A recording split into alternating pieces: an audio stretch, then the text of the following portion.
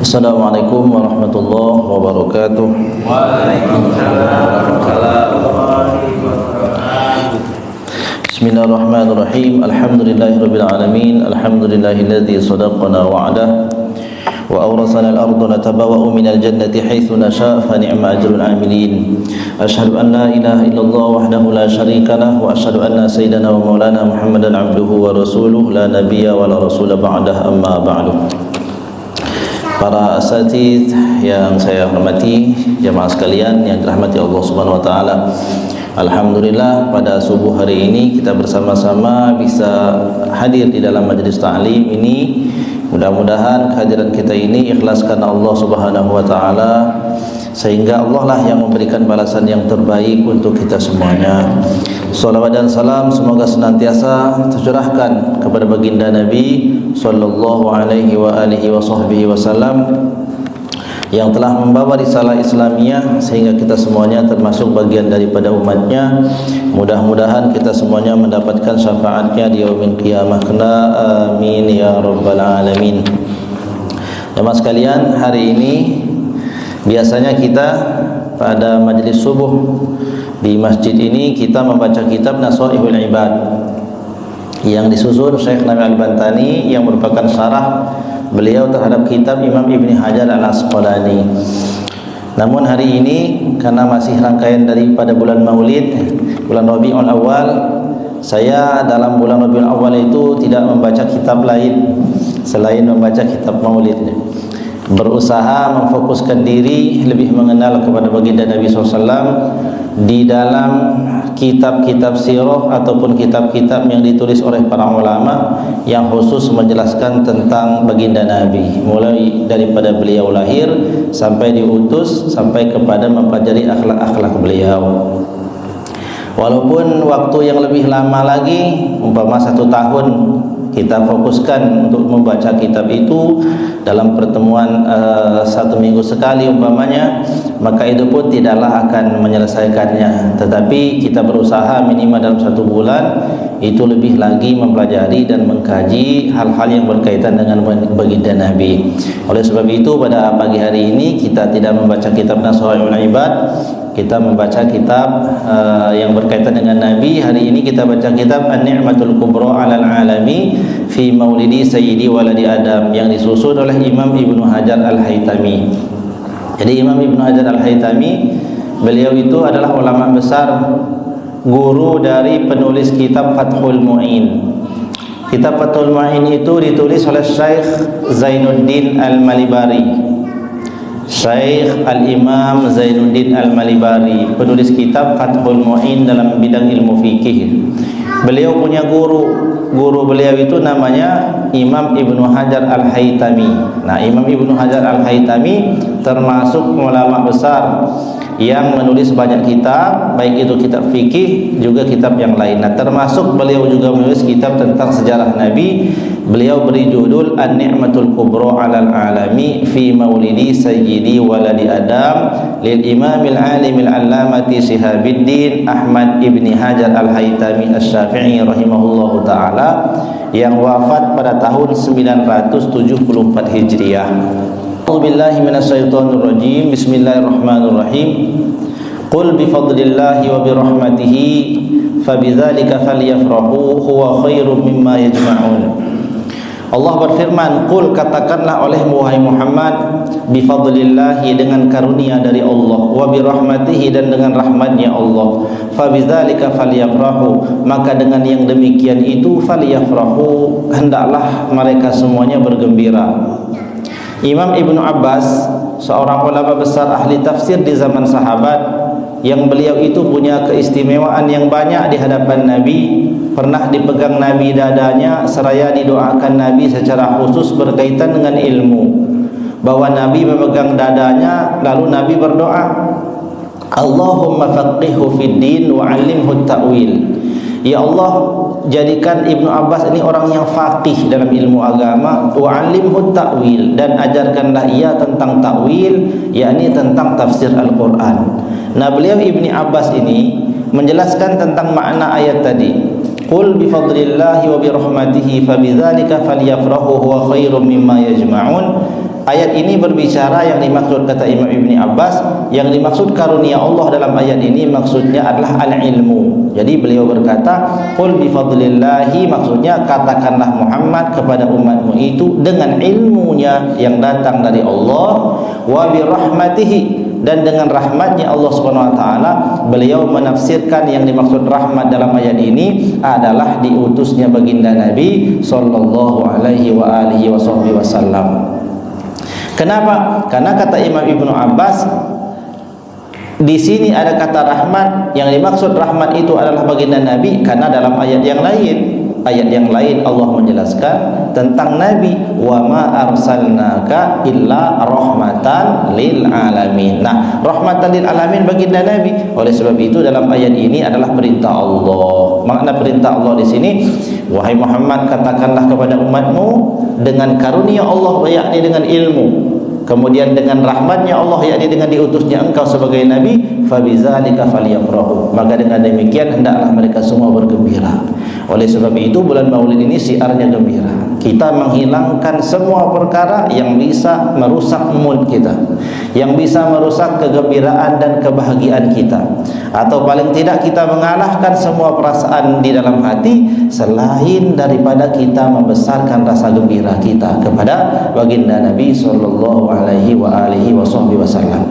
Nah, itu bukan perkara kecil. Gembira dengan Nabi bukan perkara kecil, karena Al-Quran menjelaskan huwa khairum mimma yajma'un. Bergembira dengan adanya Nabi itu lebih baik dari semua perkara duniawi yang mereka kumpulkan selama hidupnya itu. Nah, jadi ini perkara yang sangat luar biasa. Nah, bergembira dengan Nabi bukan perkara kecil. Dibuktikan dengan satu riwayat yang masyhur dituliskan dalam Sahih Al-Bukhari tentang kisah Abu Lahab yang diringankan Allah azab setiap hari Senin. Kenapa? Karena pernah bergembira sekali seumur hidupnya ketika kelahiran baginda Nabi, lalu dia wujudkan dalam bentuk membebaskan budaknya yang bernama Suwaibah. Jadi suatu hari ada kabar kelahiran baginda Nabi. Larilah budak yang Abu Lahab yang bernama Suwaibah, yang beliau titipkan untuk mengurus ibunya Nabi. Karena ibunya Nabi sedang mengandung baginda Nabi, lalu Suwaibah itu salah satu budak Abu Lahab dititipkan di rumah Nabi ini supaya mengurus ibunya Nabi yang sedang mengandung Nabi. Kemudian menunggu kelahirannya. Setelah lahir, Nabi Muhammad lahir, Suwaibah itu lari ke rumah Abu Lahab membawa kabar gembira. Wahai tuanku Abu Lahab, telah lahir keponakanmu anak Abdullah. Langsung terbangun dari tempat duduk khusus. Jadi Abu Lahab itu punya tempat duduk khusus yang enggak boleh orang duduk kecuali dia, termasuk anak kandungnya sendiri. Pemuka Quraisy Abu Lahab, orang kaya, sultan di zamannya, itu Abu Lahab itu. Sayang kepada keluarga Nabi, sayang. Nah, begitu datang kabar kelahiran keponakannya, maka dia terperanjat, bangun dari singgasana duduknya, langsung bertanya. Senang, tapi masih ada satu pertanyaan yang meragukan. Kira-kira yang lahir itu anaknya laki-laki atau perempuan? Karena kalau lahir perempuan akan merasa hina mereka. Bahkan sebagian itu dikubur hidup-hidup zaman dulu. Kalau kelahiran anak perempuan itu merasa hina. Tapi kalau kelahiran anak laki-laki itu luar biasa bangganya. Maka Suwaibah berkata, wahai tuanku, keponakanmu anak Abdullah yang lahir itu adalah laki-laki yang sempurna, tiada cacat padanya. Langsung berteriak siapa yang namanya Abu Lahab, wahai Suwaibah, dengan kabar gembira yang engkau bawa padaku, pada saat ini engkau aku bebaskan. Nah, Suwaibah yang tadinya jadi budak dibebaskan oleh Abu Lahab. Inilah satu-satunya amal Abu Lahab yang diterima seumur hidupnya. Ini terjadi dalam kitab para ulama, termasuk dalam kitab ini ba'da haulin, setelah kematian Abu Lahab 1 tahun. Abu Lahab itu mati, kita tahu sejarah dalam hidupnya betapa jahat kepada Nabi, sampai Allah turunkan ayat khusus mencelanya. Karena sudah puncak kejahatan, bahkan rencana untuk menghilangkan nyawa Nabi itu sudah dilakukan Abu Lahab. Mulai dari memberinya kotoran, mulai ketika memberi kotoran ketika sedang sujud, mulai mengumpulkan orang untuk menghina Nabi ketika Nabi bercerita tentang Isra dan Mi'raj, sampai Abu Lahab berkata, celakalah engkau Muhammad, Allah SWT menghukum Abu Lahab dengan ucapan itu, menurunkan ayat dalam Al-Quran, a'udzubillahi minasyaitonirrajim, tabbat yada abi lahabin wa tab, ma aghna anhu maluhu wa ma kasab, sayasla naran zata lahabin wa imra'atuhu hammalatal hatab fi jidha hablum mim masad. Jadi sudah dinas Al-Quran, neraka jahanam lah tempat Abu Lahab selama-lamanya. Tapi 1 tahun setelah kematian Abu Lahab, ba'da haulin, Imam Al-Bukhari memasukkan kisah ini di dalam Sahih Al-Bukhari. Imam Ibnu Hajar Al-Asqalani menuliskannya di dalam kitab Fathul Barinya, Sarah Sahih Bukhari, bahwasanya dikatakan 1 tahun setelah kematian Abu Lahab, saudaranya Abu Lahab itu salah seorang saudara Abu Lahab namanya Abbas bin Abdul Muttalib, termasuk pamannya Nabi juga, saudaranya Abu Lahab, bermimpi bertemu Abu Lahab. Lalu ditanya kepada Abu Lahab dalam mimpinya, "Ya saudaraku, ma haluka? Bagaimana kabarmu setelah kematianmu?" Abu Lahab jawab, "Finnar. Sesungguhnya aku diazab di dalam neraka jahanam. Melainkan setiap hari Senin," kata Abu Lahab, "aku dikeluarkan daripada neraka jahanam, kemudian diberi minum dengan air setetes ujung jarinya sambil beliau mengisyaratkan ujung jarinya itu." Setiap hari Senin. Jadi hari Senin ini hari yang ditunggu-tunggu oleh Abu Lahab, dan itu akan berlaku sampai akhir zaman, sampai hari kiamat dan seterusnya. Pokoknya bonus Abu Lahab tiap hari Senin dikeluarkan dari neraka, disebabkan sekali berbahagia dengan kelahirannya Nabi. Nah, ada seorang ulama besar namanya Syekh Syamsuddin Ibnu Nasiruddin Ad-Dimashqi, Al-Hafizul Hadis, orang yang hafiz hadis, ratusan ribu hadis hafal, maka dia disebut dengan Al-Hafiz. Imam Syamsuddin Ibnu Nasiruddin Ad-Dimashqi setelah membaca Sahih Bukhari, melihat riwayat itu, maka beliau berkomentar dengan senandung yang sangat indah. Dalam senandung beliau berkata, dalam tanggapan beliau terhadap riwayat ini, apa kata beliau? "Iza kana hadza kafiran jaa dhammuhu wa tabat yadahu fil jahimi mukhallada ata annahu fi kulli yawmi itsnaini daiman yukhaffafu anhu lis-sururi bi ahmada fama dhannu bil abdi alladhi tula umrihi bi ahmada masruran wa mata muwahhida." Apa kata beliau?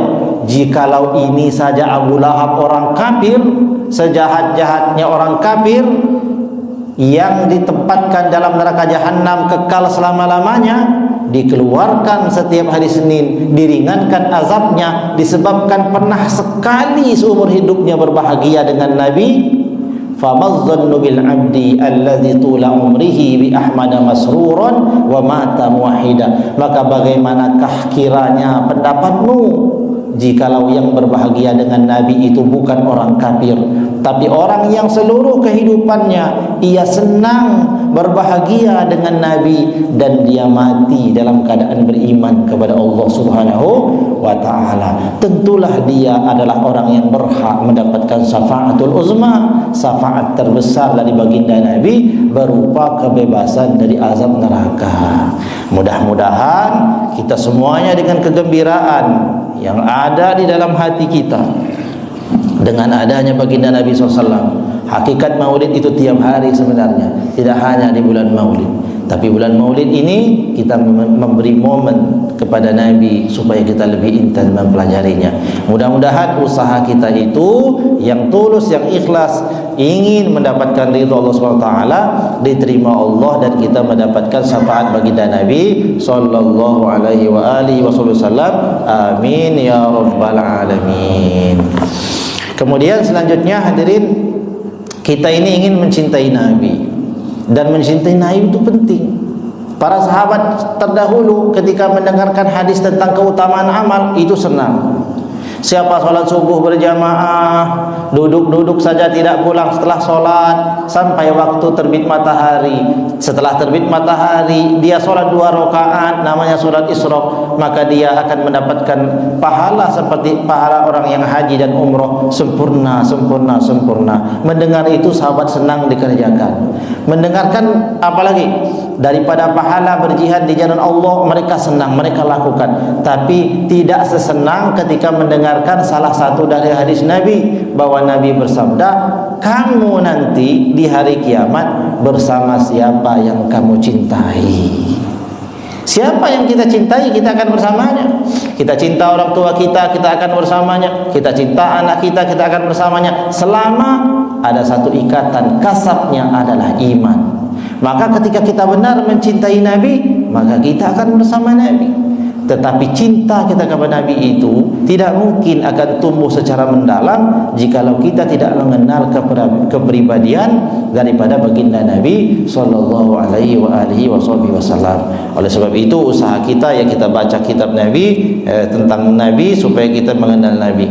Nah hadirin sekalian, bismillahirrahmanirrahim. Qala al-musannif rahimahullahu taala, nafa'anallahu bihi wa bi'ulumihi fid dharain amin. Qala Hasan bin Ahmad al-Bakri rahimahullah rahmatullah alaihi, lamma arada al-jalil jalla jalaluhu ayyan qula nur sayyidina Muhammadin sallallahu alaihi wasallam jaraka fi qalbi Abdullah ibn Abdul Muttalib ay yatazawwaja, faqala Amrullah li ummihi uridu minki an takhtubi li imra'atan zata husnin wa jamalin wa qaddin wa i'tidalin wa bahain wa kamalin wa hasabin wa nasabin alin. Nah, dulu ketika Allah sudah berkehendak mewujudkan Nabi ke dunia, maka Allah menggerakkan hati seseorang yang bernama Abdullah untuk menikah.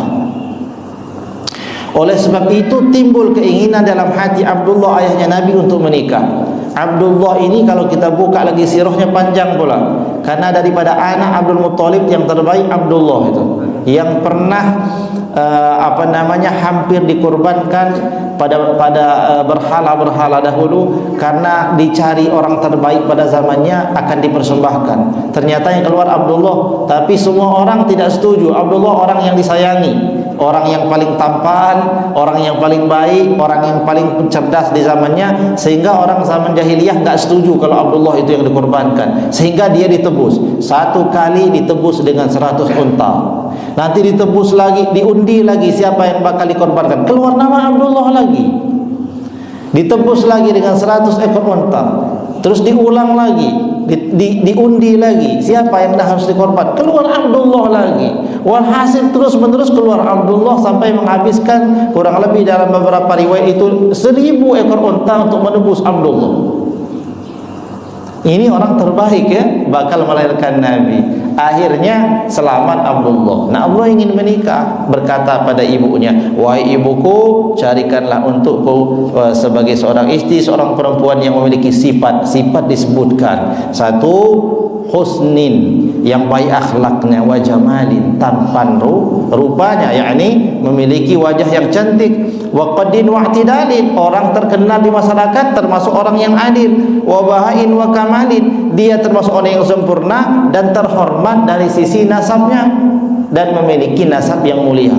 Maka dicari oleh ibunya dari satu suku ke suku lain. Di suku Quraisy itu dicari siapa yang cocok ini buat Abdullah, yang benar-benar memenuhi kriteria ini. Akhirnya Aminah, ibunya Abdullah itu tidak menemukan kecuali satu.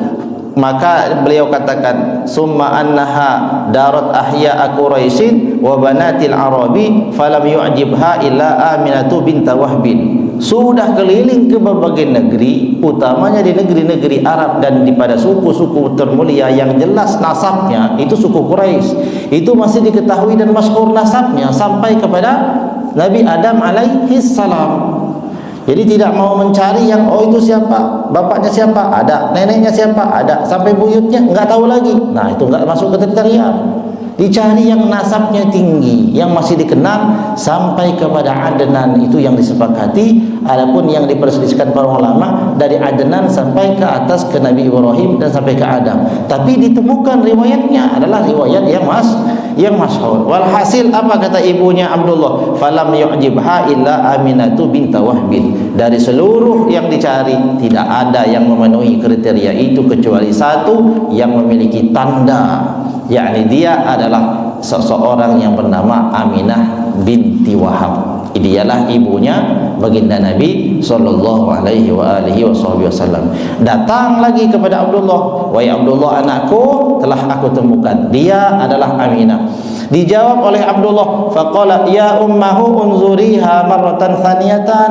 Wahai ibuku, coba lihat sekali lagi. Kira-kira sudah betul, kira-kira. Dicari, dilihat lagi oleh ibunya. Maka kata ibunya, famadat mulazaratha fa idza hiya tudiu ka'annaha kaukabun durriyun. Ini sampai ulama bikin judul kitab namanya Kaukabun Durriyun. Itu dalam kitab Sarah Jurmiyah dalam ilmu nahwu. Karena itu luar biasa nama itu. Kata ibunya Nabi itu, kata ibunya Aminah, kata ibunya Abdullah, "Wahai anakku, setiap aku lihat tambah terang. Aku datangnya lagi tambah terang lagi. Semakin sering aku melihatnya, maka dia semakin berkilau bagaikan bintang yang paling terang." Kalau begitu cocoklah sudah ini jadi mantu ya. Jadi mantu. Maka dinikahkan mereka. Abdullah bersama Aminah itu dinikahkan, fa'anqaduha uqiyatan min fiddatin wa uqiyatin min zahabin. Dinikahkan dengan mas kawin, satu uqiyah emas dan satu uqiyah perak. Satu uqiyah itu kalau kita belajar fikih sama dengan 119 gram. Jadi pernikahan Abdullah ayahnya Nabi bersama ibunya Nabi, mas kawinnya 119 gram emas ditambah 119 gram perak. Wa mi'atan minal ibili, ditambah 100 ekor unta. Wa mislaha minal baqari, dan ditambah 100 ekor sapi. Wal ghanami, ditambah 100 ekor kambing. Wa zubiha wa usliha ta'amun kasirun li ajli ursi Abdillah ibn Abdil Muttalibi. Semua hewan itu disembelih pada hari walimatul urus Abdullah dan Aminah binti Wahab. Nah, kita bisa bayangkan pesta begawi mana lagi itu yang bisa mengalahkan itu. 100 unta, 100 sapi, 100 kambing disembelih semuanya. Ya, kalau sekarang begawi kita ada orang Lampung maksimal 7 maksimal 7 sapi atau kerbau tuh. Ibu ayahnya Nabi ya, 100 unta, 100 lembu atau sapi, 100 kambing, semua disembelih. Mas kawinnya 119 gram emas, 119 gram perak. Jadi Masya Allah orang-orang terpilih pada zaman itu ya, pemuka mereka, pemuka orang-orang Quraisy yang kaya raya. Walhasil menikahlah Sayyidina Abdullah dan Sayyidina Aminah binti Wahab, dan adalah Nabi SAW di dalam perut Aminah. Pada saat Aminah itu mengandung Nabi, banyak kejadian-kejadian. Di antara kejadian-kejadian yang terjadi itu, bahwa pada saat itu dikatakan dalam riwayat itu, iblis lari ke atas bukit Jabal Abi Qubays. Jadi Jabal Abi Qubays itu adalah tempat yang dulu pernah berkumpulnya iblis dan seluruh pasukannya, yakni setan dari seluruh penjuru dunia. Itu menjerit dengan muka yang merah, menjerit-jerit seperti iblis kesetanan. itu dulu begitu. Dalam tafsir Al-Qurtubi dikatakan ronnatan. 4 kali paling tidak. Iblis itu menjerit 4 kali. Pertama, awwaluhunna yauma lu'ina. Menjerit pertamanya iblis ketika hari ia dilaknat di dalam surga. Disuruh Allah sujud sama Adam untuk mentakzimi Adam, nolak, enggak mau. Ana khairu minhu, khalaqtani min nar wa khalaqtahu min tin. Engkau ciptakan aku dari api, Adam dari tanah, kata iblis itu. Maka enggak mau. Lebih mulia api dari tanah, aku lebih baik dari dia. Sombong dia. Maka Allah laknat dia. Ketika dilaknat menjerit dia. Iblis jarang turun tangan. Itu anak buahnya. Setan-setan ya, setan.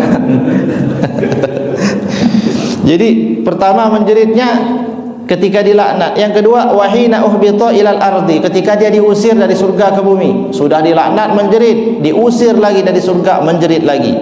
Yang ketiga, hina bu'isa Muhammadun sallallahu alaihi wasallam.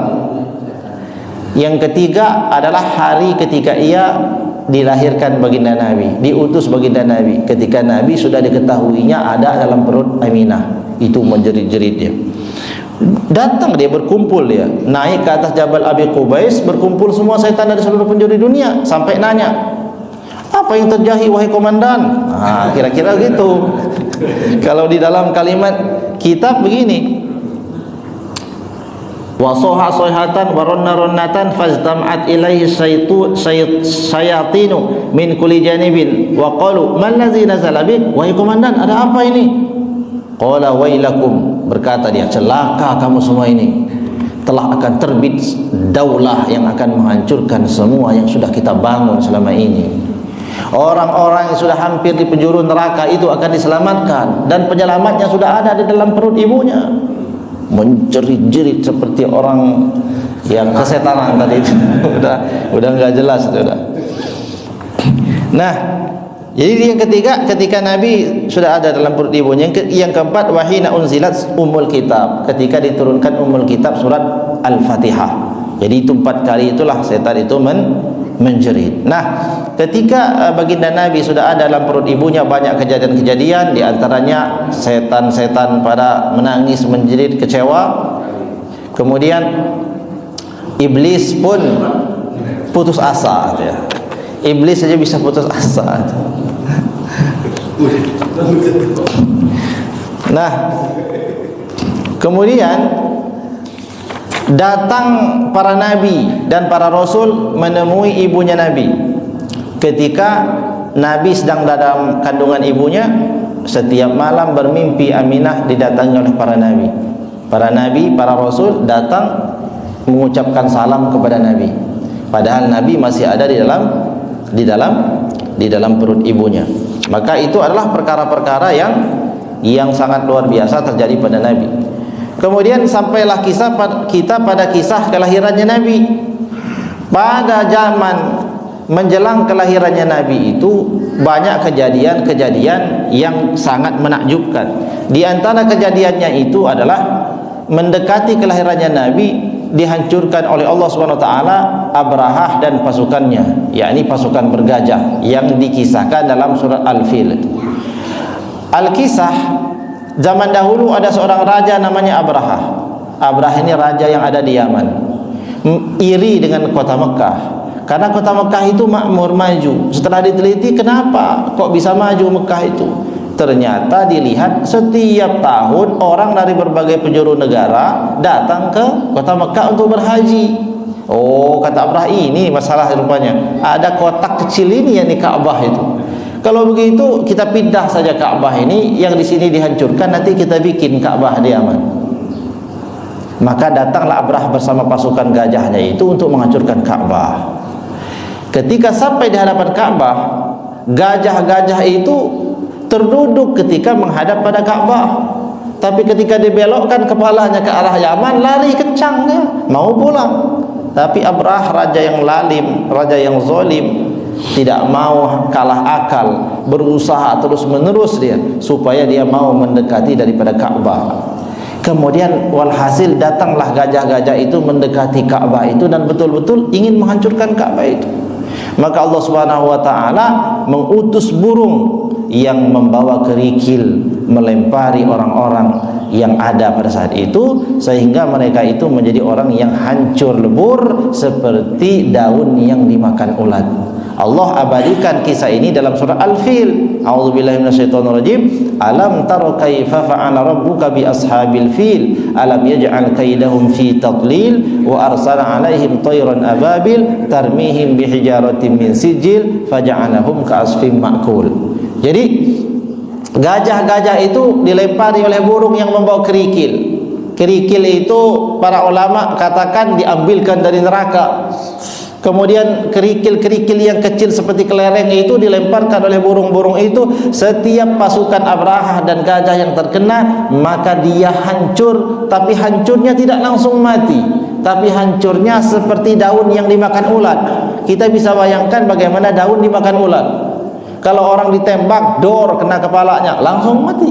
Yang itu enggak, ditembak pakai batu oleh burung, dilempar dor, begitu kena badannya, maka sedikit demi sedikit dagingnya berjatuhan seperti daun dimakan ulat.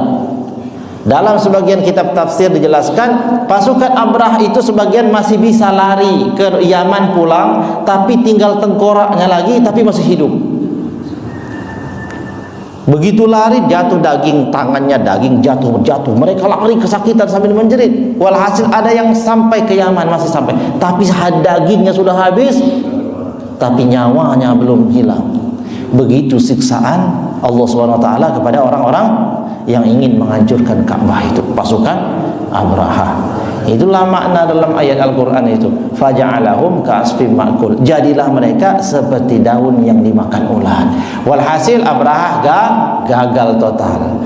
Kemudian pada malam hari kelahiran baginda Nabi itu, padamnya api yang sudah disembah lebih dari 1000 tahun. Apinya orang Majusi itu hidup lebih dari 1000 tahun, gak pernah padam. Tetapi pada malam kelahiran baginda Nabi langsung mati, itu langsung padam.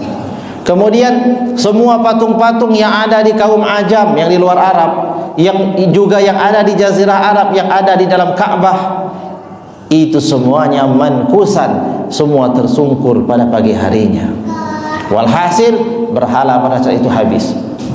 Kemudian selanjutnya timbulnya cahaya yang ada di ufuk timur dan yang ada di ufuk barat. Demikianlah kejadian-kejadian yang terjadi pada malam kelahiran baginda Nabi sallallahu alaihi wa alihi wasallam. Kemudian Nabi SAW itu lahir dalam keadaan memiliki irhas namanya. Irhas itu adalah sesuatu yang menakjubkan, yang terjadi di luar akal. Jadi sesuatu di dalam syariat agama kita mengenal ada 5 jenis khawarikul adah. Khawarikul adah itu sesuatu yang menyelisihi adat, tidak sesuai dengan akal, enggak masuk akal terjadi. Kalau itu terjadi pada para nabi sebelum dia dilantik jadi nabi, dia disebut irhas namanya, atau irhasoh. Kemudian apabila kejadian luar biasa itu terjadi pada seseorang setelah dia diangkat jadi nabi, maka namanya adalah mukjizat. Ketika kejadian yang luar biasa itu terjadi pada orang-orang soleh seperti para sahabat Nabi dan orang-orang mulia, maka dia disebut karomah. Apabila dia terjadi pada orang biasa seperti kita ini, tapi kita taat pada Allah SWT, maka itu disebut ma'unah. Semoga Allah berikan kita ma'unahnya. Maksudnya adalah perlindungan dari Allah di kala bahaya. Seperti ada orang ditabrak mobil, kok gak apa-apa. Itu ma'unah namanya. Ada yang kelima adalah ihana. Terjadi sesuatu yang luar biasa di luar akal manusia, tapi terjadi pada orang fajir, orang pelaku maksiat. Orang gak pernah mandi setahun, gak pernah sholat, kok bisa jalan di air. Nah itu namanya ihana. Orang-orang meludah, ketika dia meludah, kok bisa sumur langsung jadi bau semuanya, sumur yang besar. Dulu terjadi ihana itu pada Abu Lahab. Dulu zaman Abu Lahab tuh adu-adu sakti juga, adu-adu kemuliaan. Begitu Abu Lahab menunjukkan kesaktiannya, dia meludah, dikiranya mewangi, ingin mengalahkan Nabi. Sebab Nabi itu setiap tempat yang dipegang, setiap tempat yang terkena bagian, termasuk terkena ludahnya, akan menjadi wangi yang gak pernah hilang wanginya itu. Walau dicuci dengan apapun tetap wangi. Nah ini Abu Lahab ini coba-coba juga. Datang dari sebuah sumur yang besar, dia meludah. Seketika diludahi, maka berubah menjadi busuk itu sumur, dan tidak ada orang lagi yang mau mendekat ke situ. Itu namanya ihana. Jadi jangan tertipu, lihat orang punya kelebihan, lihat dulu dia sholat enggak. Kalau enggak sholat ihana. Tapi kalau dia sholat, dia taat, karomah namanya, atau ma'unah. Jadi jangan diingkari. Mukjizat hanya terjadi pada Nabi, irhasoh hanya terjadi pada Nabi sebelum jadi Nabi, ya, masih kanak-kanak itu. Karomah terjadi pada para sahabat Nabi dan para wali-wali Allah. Contoh karomah itu, dulu Sayyidina Umar bin Khattab pernah khutbah di Madinah. Tiba-tiba teriak sambil mengangkat tangan, "Ya Sariya alal jibal, ya Sariya alal jibal." Kata jemaah, ngapain kok teriak-teriak begitu? Sekitar 2 bulan setelah itu, pasukan yang beliau kirim itu pulang. Cerita, suatu ketika hari Jumat, kira-kira paslah waktu sholat Jumat, kami mendengar Amirul Mukminin berteriak menyuruh kami naik gunung. Pada saat itu kami sudah terjepit, hampir kami habis dengan dikepung musuh, tapi kami mendengarkan perintah Amirul Mukminin supaya kami naik ke atas gunung. Pada saat itu kami taati perintah itu, maka kami naik gunung dan kami selamat. Hari ini kami bisa pulang. Nah itu namanya karomah. Jadi ada itu Umar ibn Khattab, juga pada orang-orang soleh yang lain. Nah, menutup kajian kita, baginda Nabi itu punya irhasoh. Ketika dalam keadaan lahir, Nabi sudah dalam keadaan dikhitan. Nabi lahir sudah dikhitan. Begitu Nabi lahir, tidak ada darah, nifasnya langsung suci. Begitu Nabi itu lahir, itu langsung bersujud. Dan kejadian-kejadian yang luar biasa yang terjadi ketika Nabi itulah lahir, itu termasuk bagian dari ilhasah. Pada umur 10 tahun, pada perkampungan Bani Sa'ad, beliau diambil oleh malaikat Jibril, dibelah dadanya kan. Itu yang pertama kali. Yang terakhir nanti ketika Isra dan Mi'raj. Nah, para ulama mengumpulkan dalam nazom mereka, yakni nazom yang menjelaskan tentang irhasnya Nabi, tentang kelebihannya Nabi dalam nazoman yang kita hafal itu. Ya, ini bagus untuk kita hafal ini kalimatnya. Para ulama menjadikannya sebagai amalan memuji Nabi dan memiliki banyak faedah sebagaimana disebutkan di dalam banyak kitab para ulama. Lam yahtalim qattu taha mutlaqan abada wa mata sa'aban aslan fi madaz zamani minhu dawabu falam tahrab wa waqa'at zubabatun abadan fi jismihil hasani bi khalfihi ka amami ru'yatun tabatat wa la yura isra bawlim minhu fi ilani wa qalbuhu lam yanam wal 'ainu qad na'isat wa la yura zillahu fi syamsi zufatani kitfahu qad 'alata qauman idza jalasu innal wiladati sif yazu bi maqtatani hadhihi al khasa'isa fahfaztakun aminan min sarri nari wa surqi wa min mihani. Ini kalimatnya dihafal, kemudian kita ambil terjemahnya luar biasa. Lam yahtalim qattu toha, sungguh tiadalah ia menerima sesuatu yang namanya ihtilam bagi ia Toha Muhammad. Maksudnya Nabi Muhammad ketika mengalami baligh tidak mengalami ihtilam sebagaimana kebanyakan manusia ihtilam. Apa ihtilam itu? Penanda balighnya laki-laki mimpi. Nabi enggak pernah. Mata sa'aban aslam fi madaz zamani, beliau tidak pernah bersendawa selama hidupnya. Kalau kita kan ngantuk gitu kan, ngantuk kadang-kadang dan macam-macam. Nabi tidak pernah. Kenapa? Nabi ketika tidur pun seperti terbangun. Nabi begitu bangun matanya enggak ada belekan seperti kita harus keraupan muka baru segar, enggak. Nabi begitu bangun rambut sudah seperti disisir, sudah seperti pakai minyak tanco itu zaman dulu. Itu pakai minyak rambut sudah disisir luar biasa indah. Nabi begitu bangun seperti itulah keadaannya. Matanya bening, rambutnya hitam ya. Kemudian pakaiannya rapi, wangi, semua badannya wangi. Jangankan pakai minyak wangi, ludahnya pun wangi. Ada seorang sahabat masuk masjid. Setiap dia masuk masjid, semua sahabat noleh. Siapa ini orang? Wangi luar biasa. Semua orang sudah pakai minyak wangi terbaik. Semua duduk di masjid, duluan masuk masjid. Begitu datang sahabat ini, semua nengok lagi. Kalah semua wanginya. Akhirnya sahabat enggak tahan nanya, kamu ini pakai minyak wangi apa? Katanya. Kami ini katanya sudah beli yang paling mahal dari minyak wangi. Setiap kami pakai, kalau kamu masuk nggak ada artinya punya kami ini. Ketawa dia cerita. Wallahi, saya tidak pernah pakai minyak wangi, nggak pernah pakai minyak wangi. Terus dari mana wangi ini? Diceritakanlah. Dulu saya ini terkena penyakit gatal-gatal.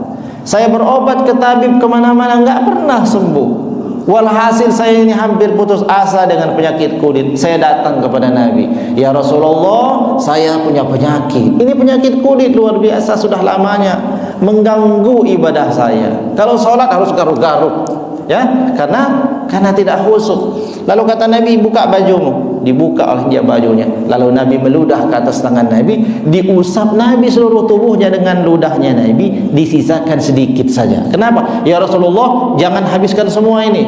Aku ingin punya kenang-kenangan supaya ketika aku melihat ini, aku ingat dulu aku pernah terkena penyakit. Akhirnya semua yang terkena ludah Nabi itu habis menjadi mulus lagi kulitnya.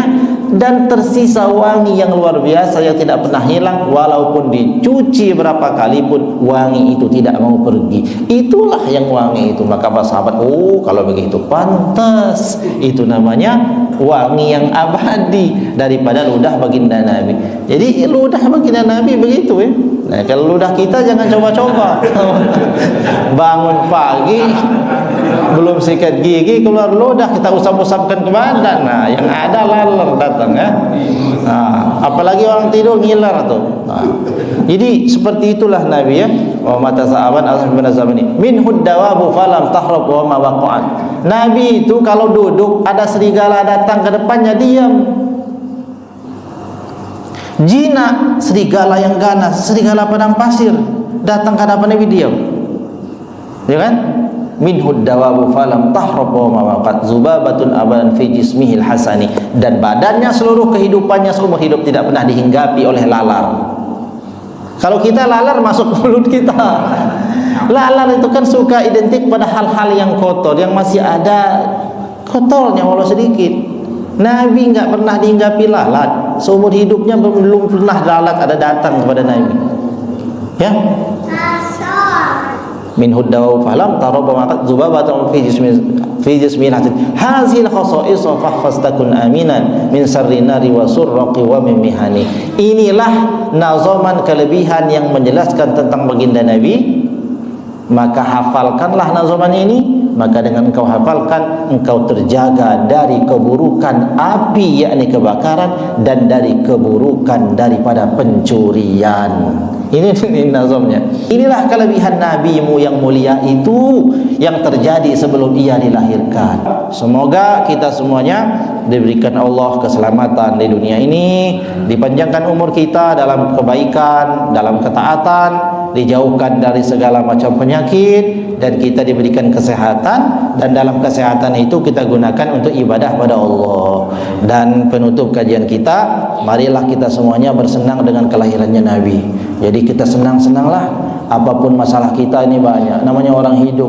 Pak, kok Bapak seperti tidak pernah punya masalah? Siapa bilang? Ya?